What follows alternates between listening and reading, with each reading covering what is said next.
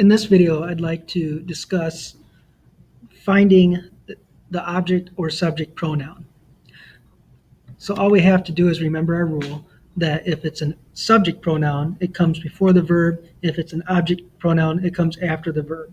If you can remember that rule, and if you're pretty good at finding the verb in a sentence, this lesson should be pretty easy. Remember, a verb is an action word, so it shows action. Let's look at a few examples. John and I scored a touchdown. I is our pronoun. We're looking for a word that shows action in the sentence. Scored is the action, so I comes before scored. It's a subject.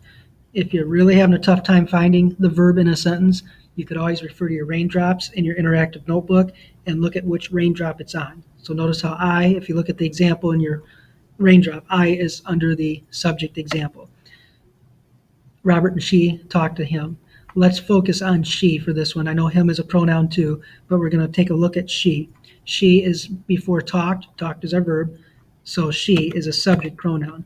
She brought Bob and me lunch. Let's focus on me in this one.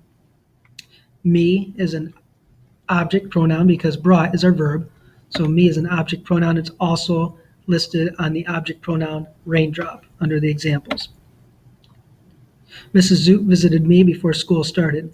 Notice how me is our pronoun. We take a look for a verb. We find the verb before me. So since the verb comes first, me is an object pronoun. Derek and she will be the team captains. She is our pronoun. Notice how will be is our verb. Again, now this could be a little tricky because we haven't talked about verbs here. Will be is a being, a form of being verb. This would be one if you were looking at it on a homework assignment. You might want to refer to your raindrops and see where she falls under. So this is a subject. The referee penalized her. Her is our pronoun. Penalized is an action word. That's our verb. So since this pronoun comes after the verb, is an object pronoun. In this video, we're going to talk about subject pronouns. So first of all, I'd like to start out with a drawing that you have in your interactive notebook. And this is pretty handy because one, it gives a definition, and two, it gives examples. So let's start out by talking about the definition of a subject pronoun. A subject pronoun is a pronoun that is used as a subject of a sentence. So it's a subject of the verb, and it always comes before a verb. So let's talk about some examples.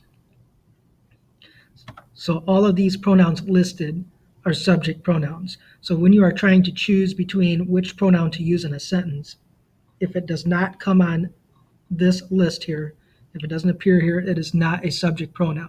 So when you're working on the worksheet, you could either refer to your interactive notebook, your raindrop, as I refer to this as, or you can pause a video on this raindrop and check these examples out because these are all the subject pronouns that you would ever see.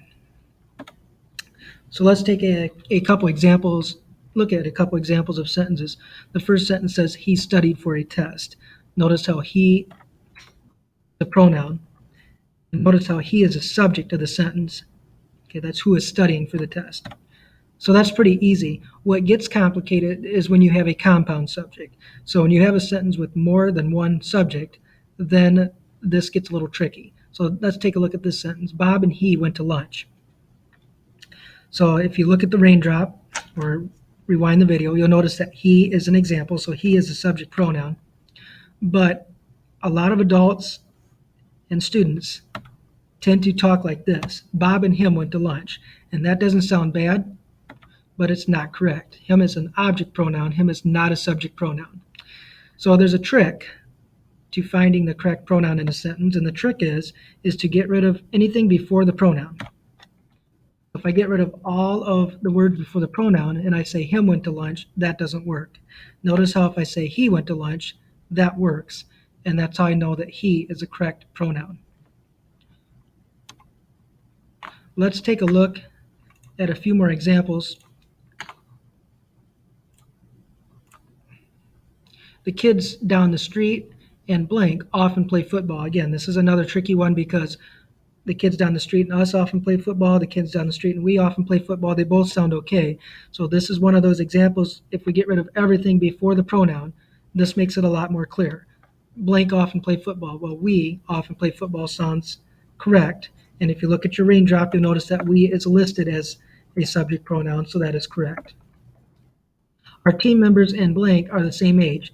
Again, get rid of everything before the pronouns and ask yourself which one of these words sound correct. Them are the same age or they are the same age. They is the correct word in the sentence. Eric and blank run faster than anyone else. Get rid of everything before the pronoun. Ask yourself, I run faster than anyone else or me run faster than anyone else. It is I. And again, you can always check your raindrop under the examples to make sure that that word appears in your raindrop, just to verify it. In this video, I'd like to go over object pronouns.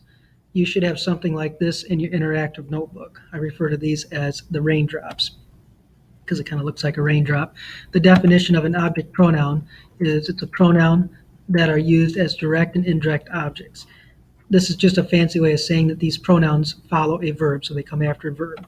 So some examples of object pronouns are me, you, him, her, it, us, them. So if you don't have this in the interactive notebook, you can always pause the video here and use this as you're working on the worksheet, because if this pronoun is not on the list, the pronoun you're looking for is not on this list, it is not an object pronoun. Let's take a look at a couple example sentences. The explosion surprised me. Notice how me is a pronoun, surprised is the verb, so this is following our rule because the pronoun comes after the verb. Grandma gave me a hug.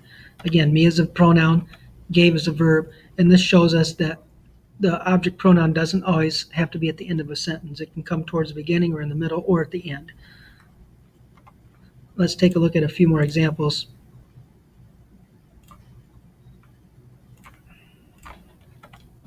We're going to skip to some of this.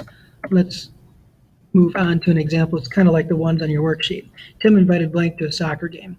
Again, there's a couple ways of doing this. First of all, you could look at your raindrop and see which word is listed.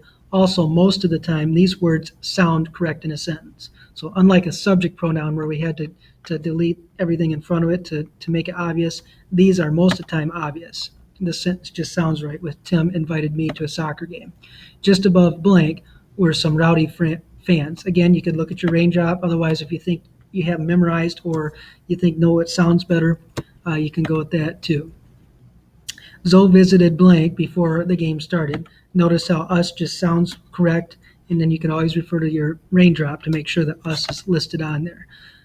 Now this one here, a lot of us get in the habit is always saying I and not me. The only time we say I is if it's a subject pronoun. So she brought Tim and blank a game program. This time it'd be me, because me is an object pronoun. Notice how it follows a verb, so it's an object pronoun. Skip that one. All right, so we're going to wrap this video up. If you have any questions, please don't hesitate to get a hold of me. Otherwise, we'll talk to you in the next video.